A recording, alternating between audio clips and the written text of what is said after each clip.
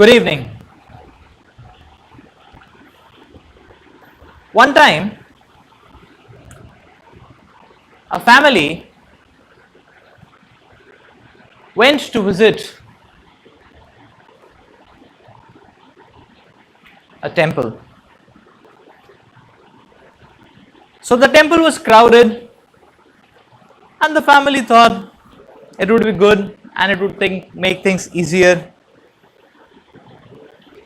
if we keep our footwear in the car only.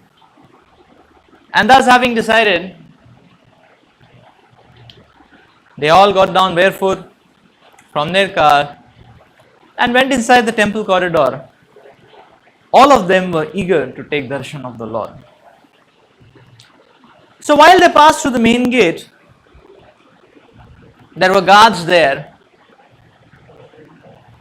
and one of the guards stopped them and he said, "Hey, wait. So they asked, what happened? What did we do wrong? Everything is fine. Is this the queue? Is this the way? Is this the pathway?" And the guard told them, "Did you see what is written on the board here?"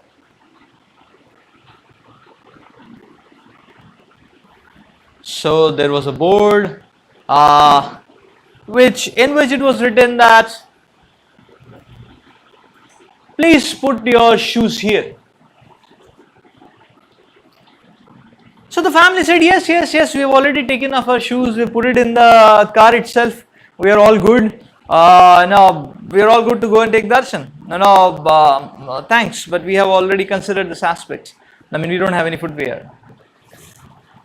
And the guard said, no.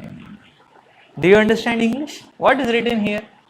Here it is written, "Please put off your shoes here." The main word here is here. So please get your shoes from the car and put it here. Then you are qualified to go and take darshan.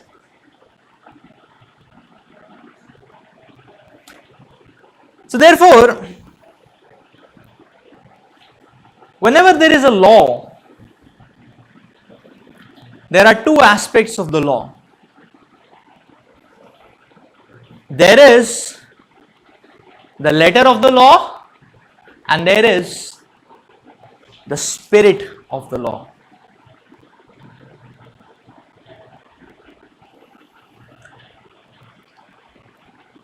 So life, it simply revolves around the letters is going to be empty. So that takes us to the commencement of today's discussion, the spirit of Bhagavad Gita. One time, there was a very famous writer and he wrote a novel. This novel was named as Shah Jahan. And in this novel, the writer was describing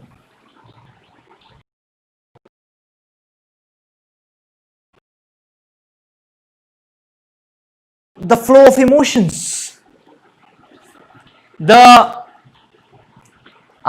language, the concepts, the picturization. It was visualizing this whole era in the form of the literary presentation. So yes, the novel was a masterpiece. It started from the point where Shah Jahan is in the prison and Shah Jahan is behind the bars and Shah Jahan is watching that Aurangzeb has been coronated as the king. And then this whole novel went past and so many events it was describing now how Aurangzeb, after being coronated as a king, what all activities he did. So one after another, Aurangzeb's glorious or inglorious activities, all the blunders Aurangzeb performed, all the episodes of his brutality and his insatiable drive for power and prestige and so on. So the entire 1000-page novel was describing about the activities of Aurangzeb. Anyways, the novel was a masterpiece. And therefore, when the novel was released, the critics were really overwhelmed by the intertwining of the emotions, the picturesque visualization, and the way in which the fine sentiments of human dealings were moving around. But all the critics unanimously had one comment.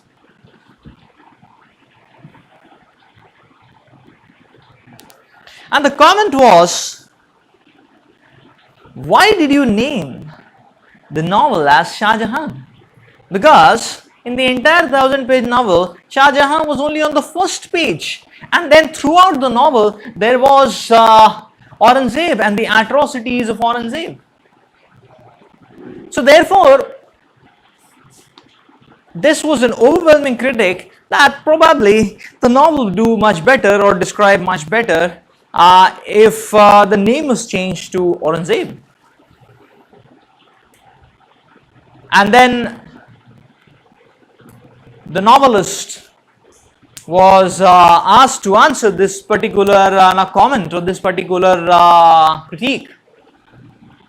And the novelist started explaining. He said, no, let me explain. You say that Shah Jahan is only present on the first page of the novel. That's not the reality. He said Shah Jahan is present throughout the novel. Throughout the novel there is Shah Jahan. And Shah Jahan is everywhere. He is on every page. Why? Because this novel is presenting the vision of Shah Jahan. We are seeing what Shah Jahan is seeing. We are feeling Shah Jahan's heart, Shah Jahan's mood, his interpretations, his vision is. Now this is a very lesser interface, or cannot understand erudite scholarship in Sanskrit. That's not just the way in which scriptures can be understood. It requires one to connect to the heart of the author, that is God. And therefore, to be able to make out of the message of the Shastras in its depth, to be able to get or to be able to understand the fine depths of the Shastras, what is most important is to relate with the God, to understand the heart of the Supreme Lord. And therefore, we need to understand how to inculcate the right spirit of Bhagavad Gita. The right spirit of understanding the message of Bhagavad Gita is to tune our hearts with the heart of the Lord, to align our hearts with the heart of the Lord. And therefore the scriptures are talking about the process of Sharanagati, the process of taking shelter of the Lord, the process of invoking our love for God, so that when we have that tuning, then we can understand the message of the Shastras properly. So this is this gives us an understanding that we need to inculcate the right spirit, the right attitude. In fact, the right spirit or the right kind of attitude is required in every walk of life, whatever be it. Therefore, there is a common saying, but very well said saying, which says that it is not the aptitude, but rather it is the attitude which decides the altitude of your life. So what is the state of the heart? Just like when there is a ground, seeds can be sown on the ground, but how much the seeds will germinate, what will be the What will be the situation? That depends upon how much the seeds will germinate. That will depend upon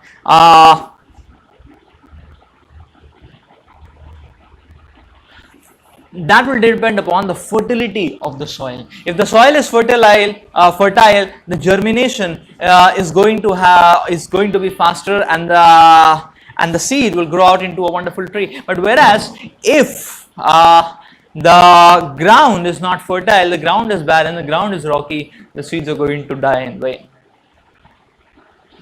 So it is the fertility. Just like, if there is a glass of milk, if you put a stone in the milk, it won't absorb any amount of milk. But if there is a sponge, then it can soak in a lot of milk, and then you take out the sponge, you squeeze the sponge, you will see so much milk coming out. So similarly, we need to cultivate our hearts to be like a sponge, to be able to really understand the rhythm, the heart of the Lord, the inner meanings of the message of the scriptures, the spirit behind the instructions which are given by the Lord. And that is what is required for the society at large. Many people interface religion superficially. And because they interface religion superficially, they are not getting the right message. And because of that, what is happening is that because of that, all the disputes in the name of religion, all the violence which is happening in the name of religion, all the fanaticism and the cultic behavior which is happening in the name of religion is only because people, the followers, the practitioners are not understanding that they need to inculcate the right spirit to be able to really understand the message of the scriptures.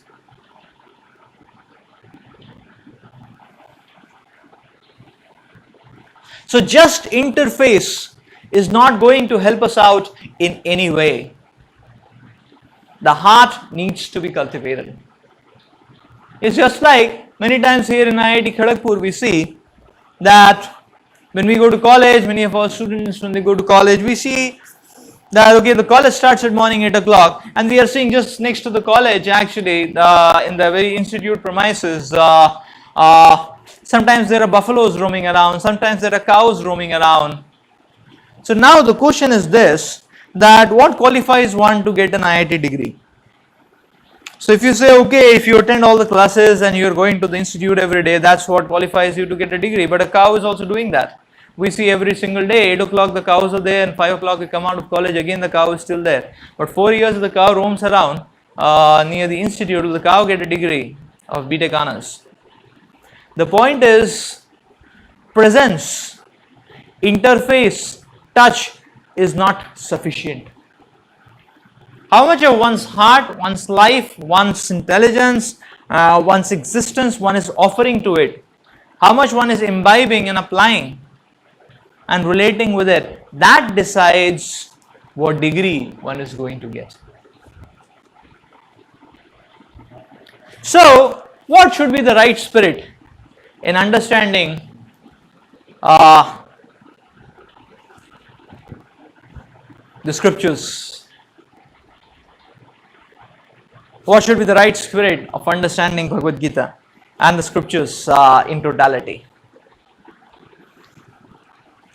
To churn that, let us take a few case studies.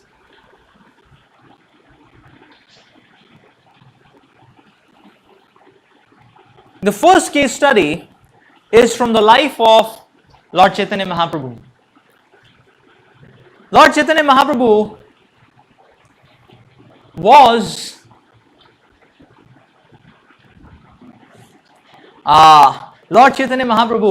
was touring the entire South India.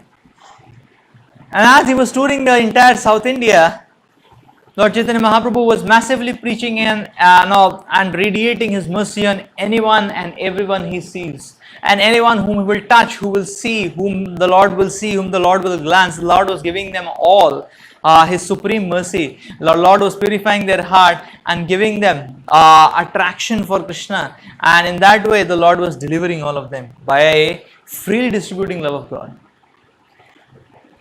So in Lord South India travel, the Supreme Lord came to the wonderful holy dham of Sri Rangam.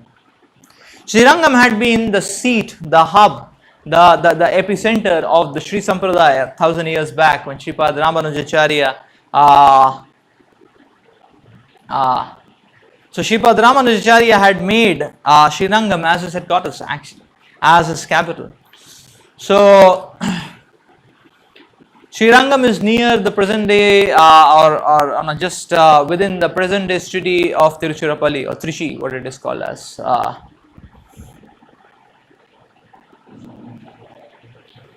So Lord Chaitanya, while he was taking darshan, so the Lord went to the Srirangam temple, the Lord was taking darshan, many priests were going hither and thither, so many ardent devotees, such a beautiful darshan of the Lord came out and the Lord observed that outside the temple, in one corner, there was a Brahmana who was sitting. This Brahmana appeared to be very sincere. This Brahmana appeared to be reading the scriptures. And this Brahmana was reading the scriptures with great heart. And Lord Chaitanya has an X-ray, MRI scan vision. Actually, then the Lord can scan through and through. So the Lord understood that this Brahmana is such a genuine, sincere Brahmana. And this Brahmana was reading Bhagavad Gita. And Lord Chaitanya could understand this Brahmana. He was reading Bhagavad Gita. He had this copy of Bhagavad Gita and he was feeling so much emotions exuding out of his existence as he was reading Bhagavad Gita. This Brahmana was reading, and while he was reading, there were tears of love which were coming out of his eyes, and he was holding his tears, wiping his tears, but his tears were smearing the whole text of Bhagavad Gita. In fact, actually, the text was getting smushed. And in that way was becoming hazy and getting washed off by his tears. This is how the South Indian Brahmana was reading Bhagavad Gita. But the important point to note, this Brahmana didn't know how to read properly. So he was mispronouncing everything. He was not able to pronounce properly. He was taking a lot of time to read, and it seems that he was almost illiterate. But although he was illiterate, hours and hours this Brahmana was sitting and he was reading the scriptures. And what would happen is that whenever any of the exalted priests who were scholars, who were Vedantists, who were masters of Veda and Sanskrit and grammar, when they were passing by, whenever they would look at this illiterate Brahmana, they would be making a mockery of him. They would pass some critic comment. They would so they would simply consider him a laughing stock. However, this Brahmana was not in the least affected by all this because he was so absorbed in reading Bhagavad Gita. So now the question is, what was he doing? He was illiterate, he didn't know how to read the verses of Bhagavad Gita, and he was reading.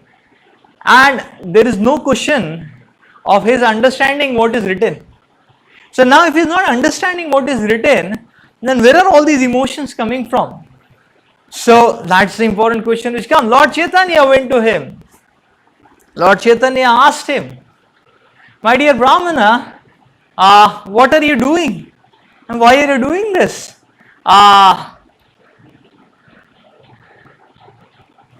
And the Brahmana paid obeisances. He was so glad to have darshan of Lord Chaitanya. The Brahmana started explaining. The Brahmana said, "My dear Lord, I am an illiterate. I don't know Sanskrit. I don't know. I am hardly able to read the letters. I don't know what is the meaning of this. But this is all what my Guru has told me to do." He said, "My Guru told me that every day you read Bhagavad Gita, and throughout the day you read Bhagavad Gita. That should be the main activity of your life. So although I am illiterate, I don't know anything, but I am simply trying to follow what my Guru has told. So I am simply trying to make an attempt for what my Guru has told." And Lord Chaitanya said, "Oh, this is so nice, this is so wonderful. But why are you crying?"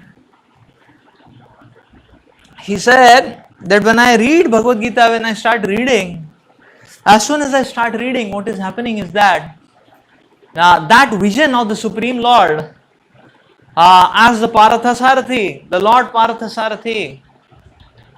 That Lord who is the progenitor of the universe, who is the progenitor of the progenitors of the universe.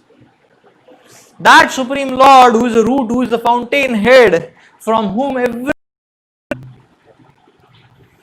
the chariot driver for his devotee Arjuna. He says, when I start reading this vision of the Lord becoming the charioteer for Arjuna comes in front of me so prominent, and I just cannot help but I get overwhelmed by seeing that how the Lord loves his devotees. For the sake of his devotee, that Supreme Lord, from the portion of whose portions the universe is coming about, or the universes are coming about, that Supreme Lord is becoming the charioteer of Arjuna, this devotee. So he said, therefore, I am not able to hold my tears. My Lord is so great. His love is so great for us. And I just want to go on reading and reading and reading. And I just want this vision to continue and continue and continue. And Lord Chaitanya understood the heart of the South Indian Brahmana. So the Lord embraced him.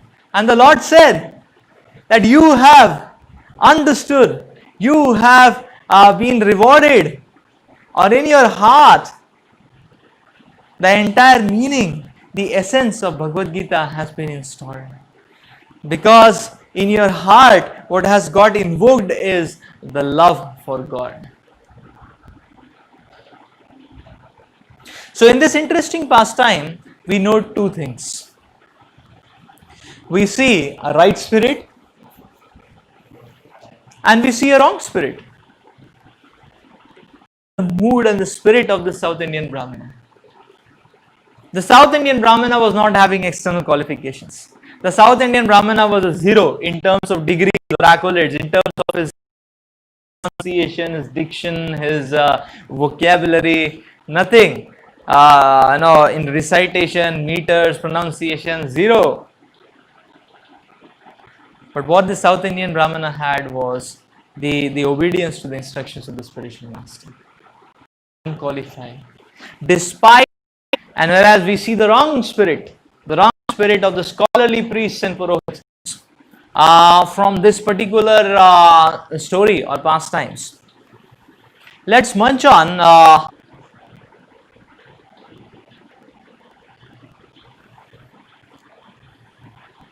So the first, so here what we are learning from the South Indian Brahmana is how to relate with the message of the scriptures. To relate with the message of the scriptures, we need to relate with the Supreme Lord.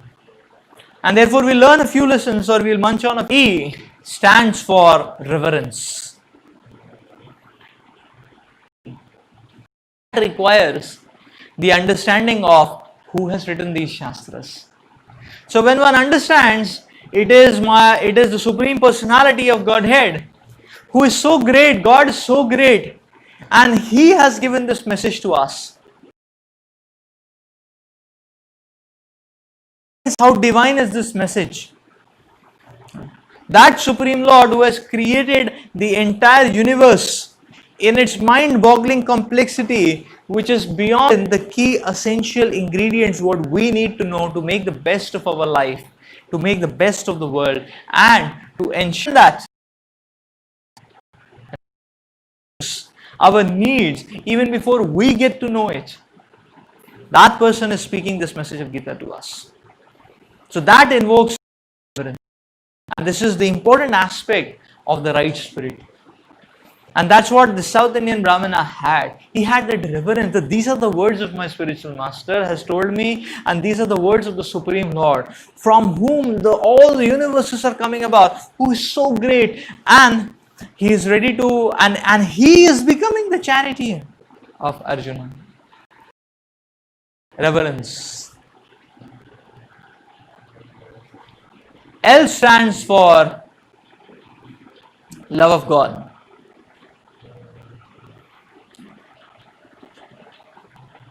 It is said that the last word in transcendence is love of God.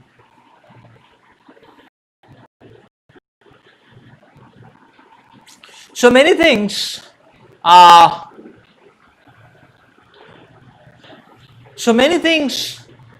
start getting revealed by so many things start unraveling when there is love. It is explained actually that when there is love in the heart, you know, and when that love in the heart comes out in the form of tears in the eyes, those tears smear away the impurities in the eyes, and then one can see everything properly.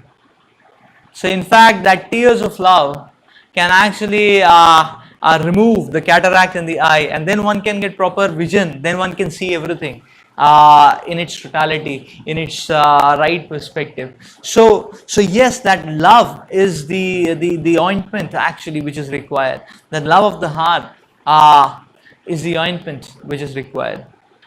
And this is explained by Brahmaji when he says Premanjana Churita Bhakti Vilochane, that it is by this when the anjana and the eyes are filled with tears, genuine tears of love for the Lord, then one can get the right vision in which he can see everything actually. So in that mood when we approach Gita, then we understand. So now the actor and they sing a song, and that's how the love is expressed. In the same way, God is expressed as Gita. So Gita means the Gita, the Geet of love. It is the song of love. So the Lord is singing this song not only for Arjuna, his devotee, but love for us. What we can learn, A stands for alignment. The message of the scriptures is confidential. The Lord Idam tute guhyatamam, that this message of the Gita, this is confidential. And within the Gita there are messages which are confidential, which are more confidential, which are most confidential. So in the 9th chapter the Lord explains, Idam tute guhyatamam pravakshyami anusuyave. So the Lord is explaining that now I am going to tell you the most confidential knowledge. And why am I telling you this? Because Arjuna, because you are non-envious to me. Therefore I am telling you. So the Lord is explaining. So previously also the Lord says, because bhaktosi me sakhasyati, because you are my devotee Arjuna and you are my friend. You are favorably disposed to me. You are not envious to me, and you have and you are wanting to follow. Your heart is tuned to follow, to imbibe, and therefore I am giving you this confidential knowledge. And therefore, once you get this knowledge, there is nothing further which remains to be known. So the message is confidential, and therefore one needs to align his heart to the heart of the Lord. And the process by which we align our hearts is by following this divine quality of humility.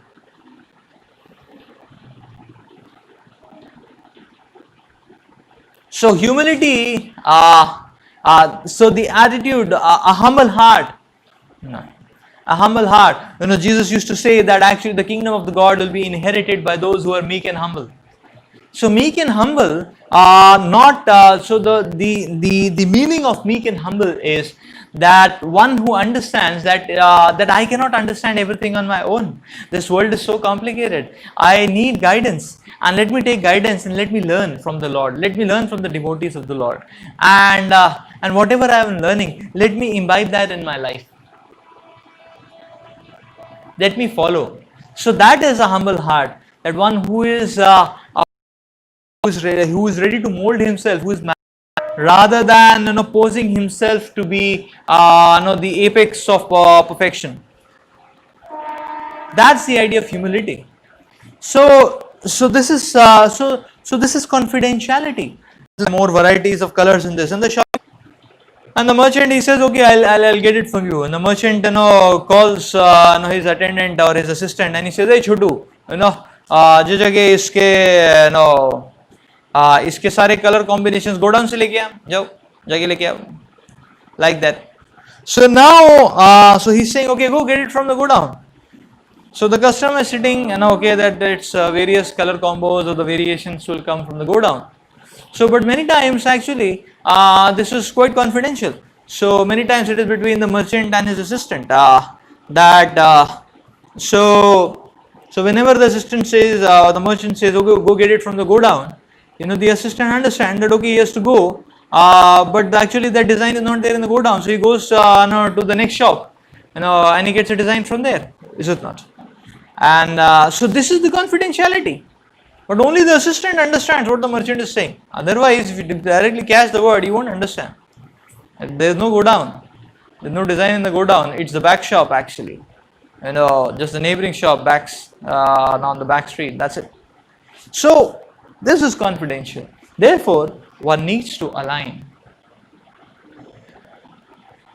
The next lesson what we learn here is that simply a theological approach, a scholarly approach to the understanding of the Shastras will not work out.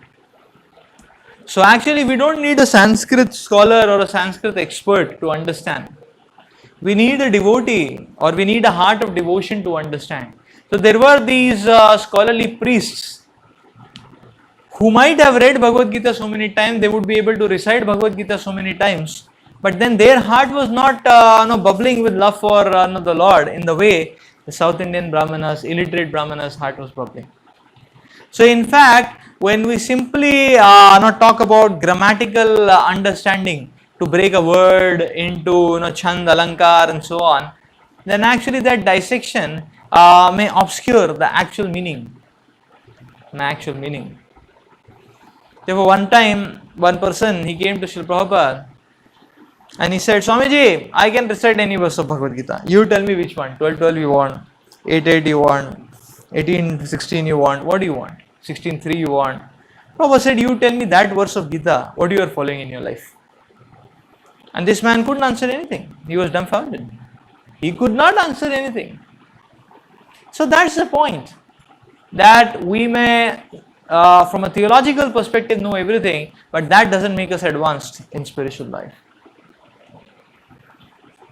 That's why we will see that so many people interface religion. Like here, now if you roam around in India, anybody and everybody will say, yes, I know Gita. I have Gita in my home. So many people have touched, but if you have Gita in your home, if you know about Gita, then why are your moves? Is E. E stands for the Lord also says, Anusuya way. Because you are not envious of me, therefore I am revealing this knowledge. So a person, because you are not envious of me, therefore I am revealing this knowledge actually. So that's why one wants to understand. Srila Prabhupada many times talk about various scrupulous commentators who would recklessly comment on Bhagavad Gita. Now Prabhupada would be always wanting to say, or Prabhupada would always tell that okay, if you have to give your own thought process and your own philosophy and how you want how life should be seen, then you give some other name. Why do you want to give the name Gita and speak what you want to speak? If you are telling Gita, then you should speak what the Lord has spoken. That's why Prabhupada saw that there are hundreds of editions of Bhagavad Gita, but all of them are lying dust covered in the libraries. They have not created a single transformation. Whereas, therefore Prabhupada wanted to present the message as it is. As the Lord and the Acharyas, as the Lord is emphasizing and as the Acharyas are revealing it to us. And therefore Prabhupada has always given us that actually the message of the scriptures is meant to be followed. And yes, while following, when we broadcast the message of the scriptures. So that's how we relate with the Lord. We need to align. The humility is the aligning point. Simply a theological approach or a scholarly approach will not happen, will not help us, and one should only a person who is non-envious can understand. So only a person. So we don't want to take the position of Krishna, but we want to serve Krishna, the non-envious. Now let's take another case study. This is a pastime from Mahabharata. The war is just about to begin. And both the parties are in a race, are in a competition, and they are competing, and they are going all around the world, inviting the various kings in their party. So, who will join whose army? That's the question. So, Duryodhana and Arjuna, both of them were recruiting for their respective armies, and both of them landed in Dwaraka.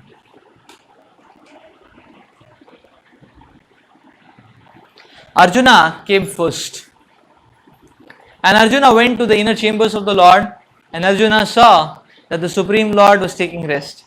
And when the Lord was taking rest, the Lord was smiling. There was such a beautiful mild smile on the Lord's face. So Arjuna sat at the lotus feet of the Lord, and Arjuna was beholding the beautiful form of the Lord, the manda smile of the Lord, and Arjuna in that way was overwhelmed with affection for the Supreme Lord. In the meantime, Duryodhana also barged in, and Duryodhana saw the Lord was sleeping, and Duryodhana got infuriated seeing that Arjuna is also there. Anyways, Duryodhana was reckless and restless. He sat on the chair besides the Lord's head.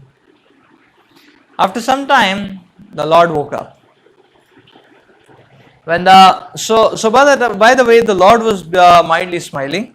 Arjuna was overwhelmed with affection, and he was just beholding the beautiful face of the Lord, and he was sitting near the lotus feet of the Lord. And Duryodhana was very reckless and very restless, and he was just somehow trying to kill the time. He wanted to create a bang so that the Lord wakes up, but anyways, out of etiquette, he didn't do anything like that. So the Lord woke up. When the Lord woke up, he saw Arjuna, and the Lord said, "Oh Arjuna, you are here. So nice to see you, Partha. My heart is glad in seeing you. What's the matter? What do you want? Let's discuss." And so the Lord didn't even notice Duryodhana. How would he? Because Duryodhana was sitting on the side, so in between, the Duryodhana interjected. He said, "I am also there." And then the Lord said, "Oh, you are also there. Okay, welcome." And then the Lord started speaking. The Lord said, "I know what's the matter. Both of you have come for recruitment. So Arjuna was folding his hands with affection and gratitude, and Duryodhana was confirming, yes. So, and then the Lord said, "So both of you are near to me, and both of you are my relatives, and I am related to both of you. So therefore, I have considered to help both of you." He said, "I have divided everything up in two parts, and you can choose." And then the Lord started speaking.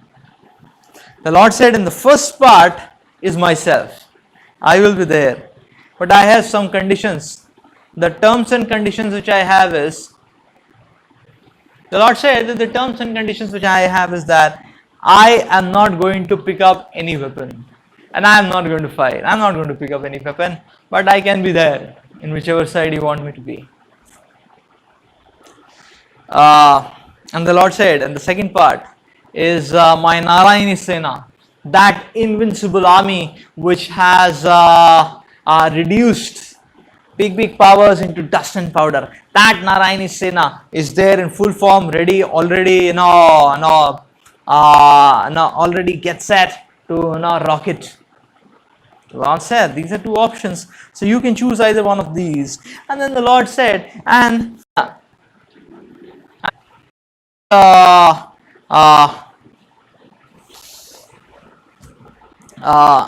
object. And then the Lord said, why is it so? I saw Arjuna first.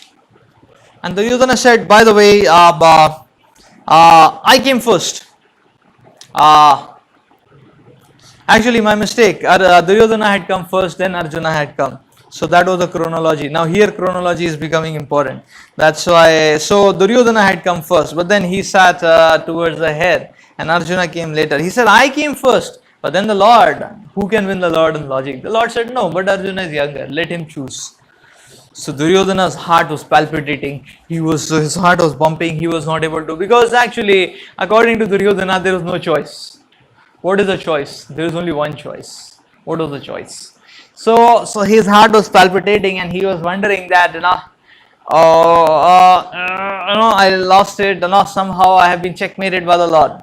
By his smartness, he's checkmated me, and now this whole army is going to go to Arjuna, and no, it was such a blow which I have lost it. So the Lord asked Arjuna, "What do you want?" And Arjuna, without any confusion, Arjuna said, "Oh Lord, I want you. I want you." And Duryodhana's heart was bursting with ecstasy. He wanted to jump up and dance and say, "Hari Bol, such a fool, and I won it." But because of etiquette, Duryodhana was very sly. By the way, Duryodhana was very sly, and therefore Duryodhana, out of etiquette and his sly behavior, Duryodhana, kept his calm. He made a grave face, which was a little, sullen and a little morose. And Duryodhana started saying that, "Okay, I have to reconciliate with whatever is left behind for me. So I will accept whatever has been left behind for me." So this was the episode, and Duryodhana then left actually, while Arjuna stayed back. And Duryodhana's heart was, in so much ecstasy that he got this Narayani Sena, and he thought that, okay, what a deal today. I got that Sena which is invincible and it is ready to fight and all get set. And what was the use of getting Lord Krishna when he was not ready to lift a weapon? So Duryodhana thought that was sheer intelligence, but actually he won it, and that sentimental fool Arjuna, he has lost it. And that's how Duryodhana left. Meanwhile, the Lord asked Arjuna, "Why did you choose me? I am not going to fight." So Arjuna felt very, so Arjuna was quite bashful hearing this, and Arjuna felt, Arjuna didn't say anything. But in the heart of the heart, Arjuna was understanding that Arjuna had that full confidence that if Krishna is there with us, everything is there with us. Without Krishna, there is no meaning, there is no life. There is no meaning, there is no life, there is no existence. What to say of anything else. So this is a beautiful pastime in which again we see the right spirit and the wrong spirit. Now Arjuna exemplifies the right spirit and Duryodhana exemplifies the wrong spirit.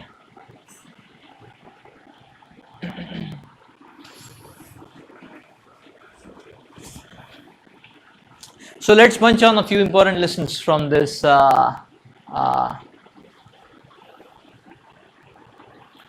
So the first, so this episode is actually teaching us how to develop that love of God. So the first aspect, which we understand now starts with L. L means that leave. So what all we are ready to leave. So Arjuna was ready to leave the entire Narayani Sena for the sake of choosing or opting for the Supreme Lord. This is love. This is love. So therefore the matrix of love begins with sacrifice. Do we love the person or do we love his energy? So loving the energy is called as lust. Loving the person, loving that person, that will invoke the spirit of sacrifice, the spirit of service attitude, which Arjuna had. It's just like, now let's take an example. It's just like, somebody comes to you and he tells you that, "My dear sir, you're so handsome, you look so charismatic, your personality, your style is irresistible, it's mind-boggling, you're so charming, you're so wonderful, you're so nice, your haircut, the way you speak, the way you behave, your dealings, everything is superb, you are so wonderful. Okay, now give me 20,000 rupees. We'll say, so we may feel very nice if somebody is glorifying, but then he says, "Okay, I have glorified you enough, now give me 20,000 rupees. Hey, chalo, nikalo, is it not my feast?" And So we will be taken aback. We'll say, "Ye kya tha?" This is so very pathetic, is it not? But this is what it means: loving the energy. If you are simply interested in the energy and not the person, then this is what it means. It's sheer exploitation. It's sheer cheating, is it not? So therefore, Duryodhana is exemplifying that wrong spirit, whereas Arjuna had that real love because he was ready to sacrifice the entire Narayani Sena for the sake of the Lord. Arjuna didn't mind whether the Lord is going to fight or not. He just wanted the Lord with him. Because he knew if the Lord is there, then his breath is there, his life air is there. That's what Arjuna would feel. And the Acharyas explain wherever there is a Lord, victory is going to be there anyways.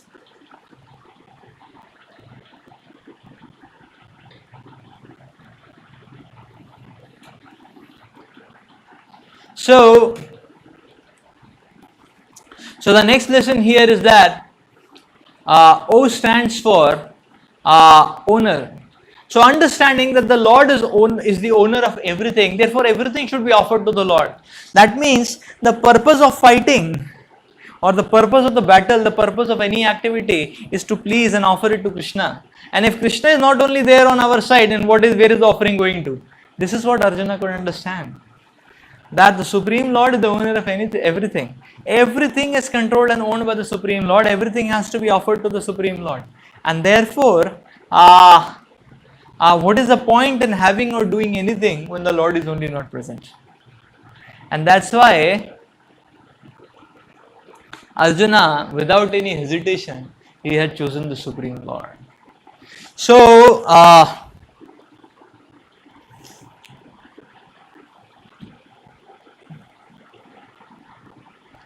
actually, the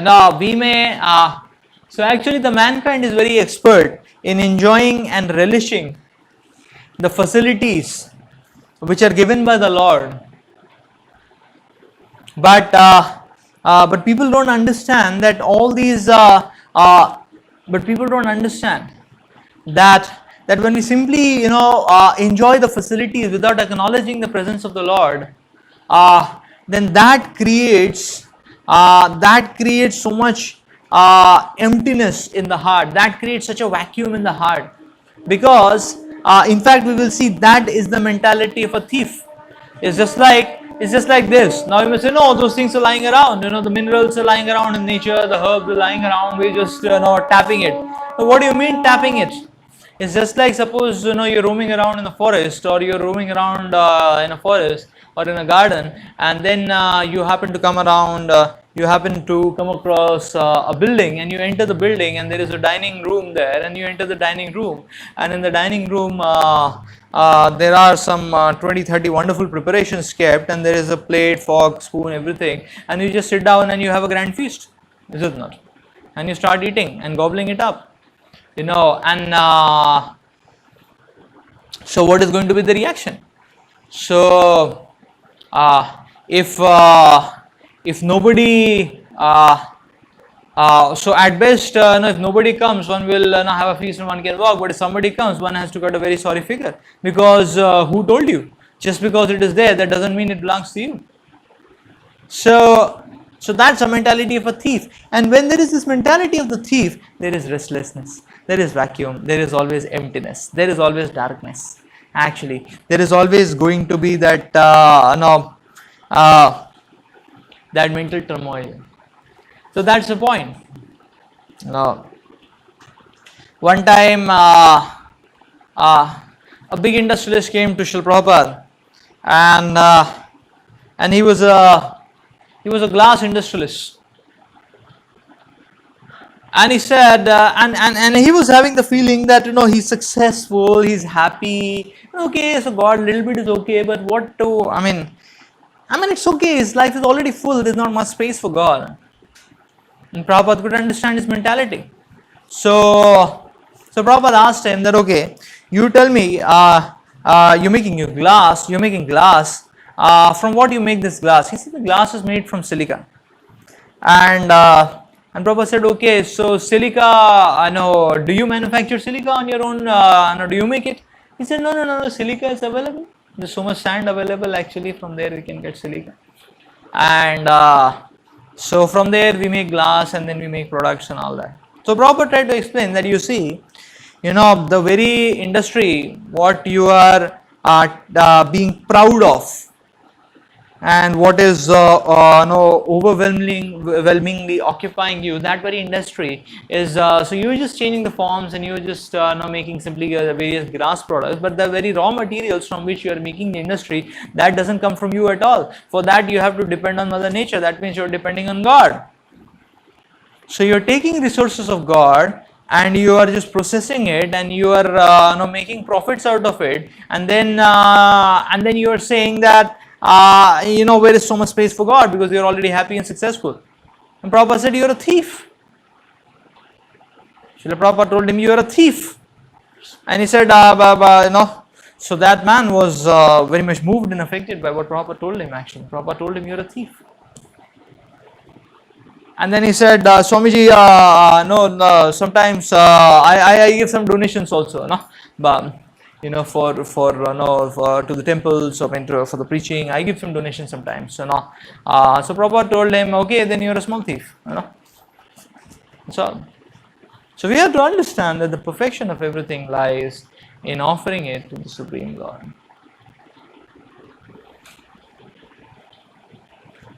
In offering it to the Supreme Lord. So that mentality of offering has to be there. The mentality that everything is offered to the Lord has to be there. Now sometimes one may say, okay, I am not doing too much sin. I am not sinful. I am not like a Rakshasa. I am an honest person. I am just earning here and there, like that. And I am having my own family, my own little priorities, like that. So that's fine. I mean, that's better than the worst, but there can be things which can be much better than that as well. So it's just like one time there is this episode when Alexander was he was touring the world to conquer the whole world. Alexander, so they were staying in the tents, and one time in the night from the kitchen tent, no, a thief was caught. And Alexander became very angry, and his soldiers told him, this thief, he was stealing cucumbers, and he was stealing vegetables and all that. So Alexander became very angry. He said, Arey, you are stealing from me, behead him. And this thief actually was caught. He was you should forgive me. And he said, nonsense, how dare you, behead him immediately. And he said, no, please listen, And he said, Jhabana, we are of the same party, The only difference is that I am a Khira Chor and you are a Hira Chor. So I am just stealing some vegetables and all that. You are stealing people. That's the only difference. We are both from the same party. So Alexander liked it, He said, okay, release him, Like that. So that's the whole point. Big or small, we have to change our mentality. Yes. And when we do that, we need to understand that it's not a sentimental affair. Sanjay explains in Bhagavad Gita that wherever there is Krishna and whenever there is a surrendered devotee like Arjuna, victory, fame, opulence always has to follow that. So victory is always when we choose to be with God, because God is like the trump card. Because God is the owner of everything. The Lord is Lakshmipati. Wherever the Lord is, Lakshmi is going to follow. Shri is going to follow. Opulence is going to follow. Vijay is going to follow.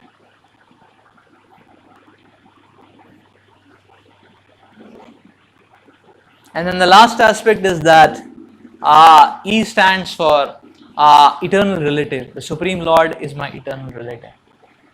So if I can ensure my relationship with Krishna, if I can awaken my relationship with Krishna, everything else will become meaningful and worthwhile. Everything else will make that sense. Just like it is explained, the Shastras explain that all the facilities of this world, all the personalities in this world, all the opulences of this world are just like a big string of zeros. So if you have one zero, or if you have two zeros, or if you have 1 lakh zeros, the outcome is zero. Zero. So put a 1 in front, the highest decimal position. then it becomes, then as many zeros you have, all these zeros start becoming meaningful. So our skills, our opulences, our all the facilities what we have, all that are so many zeros actually. But you put that one, that is Krishna, then everything starts becoming meaningful. So in this way, adding Krishna adds in meaning to every facility, skill, relationship we have. That's why one should understand that Krishna is my eternal relative. So this is the right spirit to approach the message of Bhagavad Gita.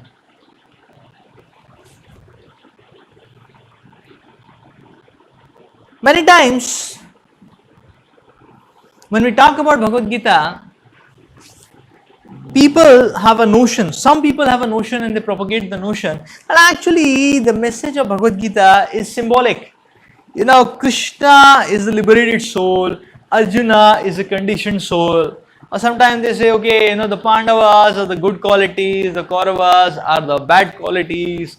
And one time one sadhu, he said that, okay, Krishna has spoken so many things. But let us take Krishna has spoken so many things, but let's take the best, what suits us. Let's take the best what suits us actually. So we just take some good things, what relate to us. So this is the whole, broadcast about, so some people say that, okay, Krishna Arjuna never existed. Some people say, okay, even if they existed, who cares, like that. Let's take some lessons, what appeals to us. So let's try to understand. So first of all, the message of Bhagavad Gita is not symbolic, is not, it is not an allegory which is being explained. Krishna and Arjuna, real personalities in history has proven that, or historians have proven that, archaeologists have proven that. So, especially when we see, we have heard and seen accounts of the excavations of Dwaraka, that in the Dwaraka temple itself, when many archaeologists like Dr. Achar, Dr. Rao, J.S. Rao. So many such archaeologists, so when they excavated, they found that actually in the Dwarka temple, when they dig down actually, so there were temple down, layers and layers of temples, one temple beneath another, beneath another, beneath another. That means for generations in the same place the temples have been there. And then, so Dr. Rao explains his excavations of the entire city of Dwarka. So in the ocean, they got the remnants and they got the seal of the emblem of Krishna's empire, and then they had further excavations and they could find the remains of the entire city, which was in the ocean, and the remains of the fortress and everything. So it's a whole lot of and so many artifacts which they could get, explaining the majesty of Krishna's Dwarka. So yes, it's a history. It's a history. There are so it's a history, and therefore the message is not symbolic. Actually, these are personalities. This is a history. These are actual personalities, and this message is given, is the right tonic, is the right medicine for us. So we have to understand that symbolism arises in certain peculiar contexts, and here the context is nothing like that. It's just like sometimes, when we talk about internet, say we talked about when we talk about banking. So then actually, one's passwords and all that should not be hacked, and therefore the data transfer takes place in various encrypted formats. There are these encryption algorithms, cryptography, and then the bank where the password is sent to, the bank has a decrypting algorithm and the decrypting ciphers, and from that they can actually extract out the message, whereas anybody who gives a hook in between will get a whole random message because it is encrypted.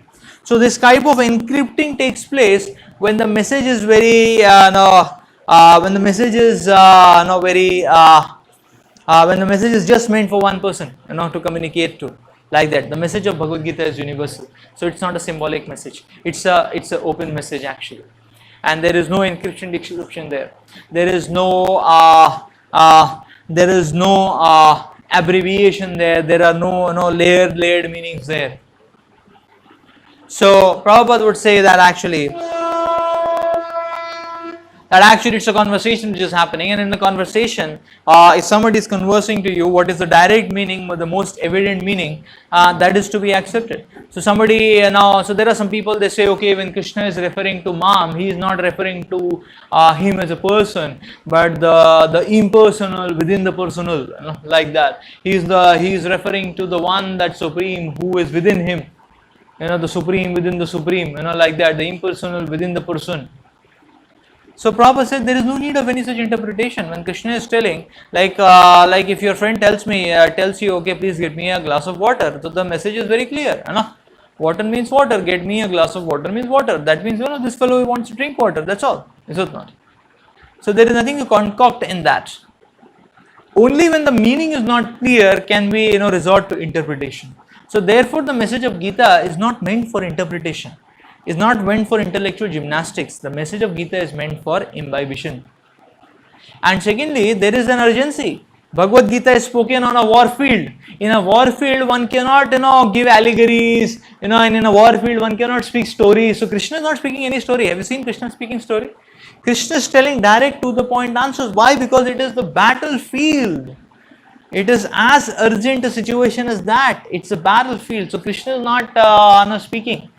So you are not going, Krishna is not preparing the context, setting the scene, getting into the mood. The Lord is directly speaking to the point, and therefore the entire message of 700 verses was spoken in 45 minutes. That's all. So that's how we can understand that the message of Gita is not symbolic.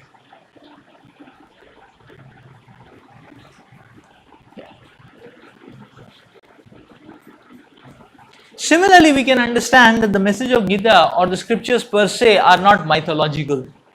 So this word mythology has been coined from the word myth actually. So this is so the message of Gita is not mythological. It is a prehistoric event which has taken place. There is no myth about it. There are scientists who have even done research. Like there is one Dr. Achar who has from I think the University of Pennsylvania, Department of Physics, who has made algorithms actually of matching, of actually doing astronomical calculations. And Dr. Achar, he has mapped. So from Mahabharata actually, Dr. Achar picked up the various constellations which are being described in Mahabharata, and then from his astronomical calculator, algorithm, he calculated. So he was calculating the dates at which such kind of constellations came together, and from that Dr. Achar's algorithms proved that actually the narration of Mahabharata of the Kali Yuga. So this is not mythology. In fact, we do hear about the British conspiracy. When historians like Max Muller or scholars like Max Muller came to India to understand how to penetrate India, then they could understand that the Indians had such a powerful cultural strength, and their strength was their spiritual faith, which if not shaken, it will be very difficult to penetrate into the country and establish the dominion into the country. And therefore these scholars, they presented that unless the people's faith in their religion, in their dharma, in their scriptures is shaken, we cannot overpower them. So thus started an entire move of Buddhist scholars coming to India, learning Sanskrit and writing the scriptures in English, but writing misinterpreted versions of the scriptures, of the Shastras, and then opening free schools where the Indians were given English education. And then what was presented to them, that see how your scriptures are so anomalous. And that's where all these aspects what we hear about, the casteism and all that, these are not mentioned in the scriptures. the concept of caste by birth. This is not a concept which is mentioned in the scriptures, but it is a scholarly misinterpretation actually. And then it was shown that how your scriptures are mythology, they are irrelevant actually. So that was the whole planned drive. Bhagavad Gita is not mythological. And so the testimony, just like you can say, okay, the taste of the pudding is in the eating. The testimony is the transformation of heart, what we can get by following the message of the Gita.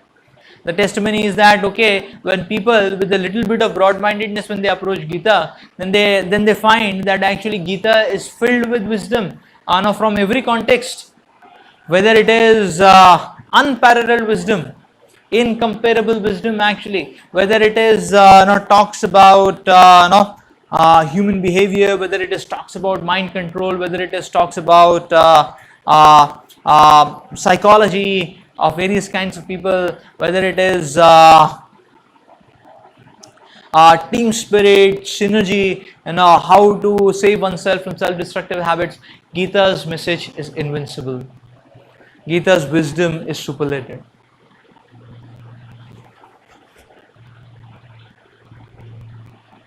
And we need to understand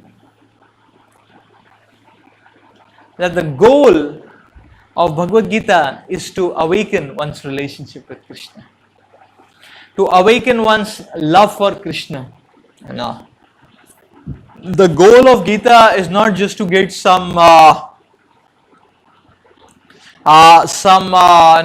management tips, okay, how to organize and channelize a team, how to organize and channelize a team. That's not the goal of Gita actually. We may get that as a side product, but if we simply remain satisfied as a side product and close or shut down the entire system there itself, then we have deprived ourselves from the phenomenal which was supposed to come actually, is it not?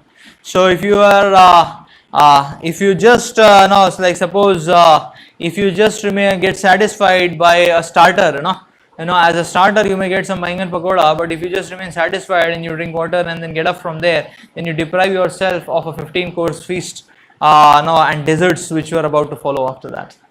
So therefore one has to take the whole thing actually. One cannot simply fragmentalize and take bits and pieces actually. So the side product is just the minuscule. When you get the whole thing, then it is phenomenal. It is legendary. So that's why the goal of Gita is to awaken one's love for.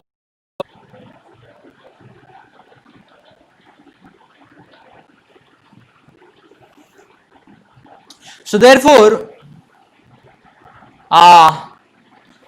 to summarize, we can understand the right spirit in which to approach Bhagavad Gita is the spirit of submissiveness. That's the right spirit to approach Bhagavad Gita. The right spirit to approach Gita is the attitude, a prayerful attitude. So we are approaching it reverentially, prayerfully. That yes, we understand that this is something divine, this is something very great. This revelation can sort out all the problems of my life. Bhagavad Gita is meant for imbibition, to follow. It is not just meant for interpretation, or it is not just meant for some intellectual gymnastics. It's meant for imbibition. The message has to be approached prayerfully is one. Reverentially, the message should be approached reverentially, as we were mentioning.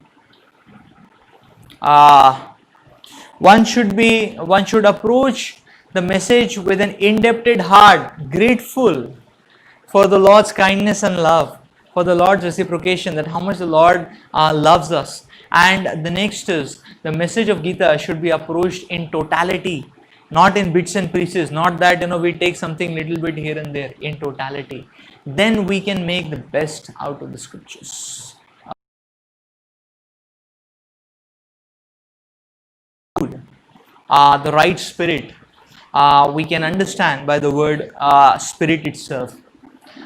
S stands for submissiveness, P stands for prayerfulness, I stands for imbibition, R stands for reverentiality, I stands for indebtedness, and T stands for totality. Thank you very much.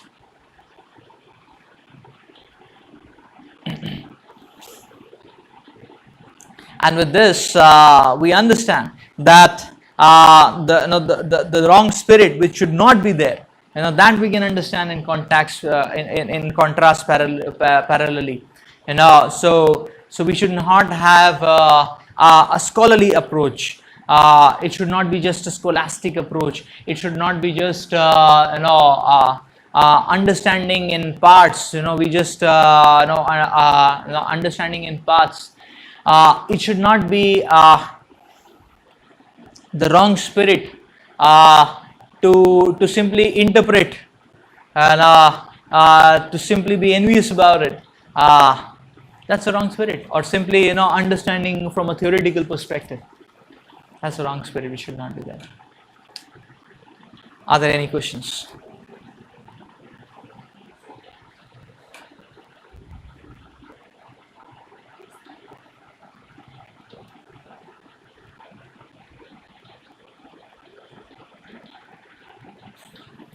Okay, so I thank you all very much.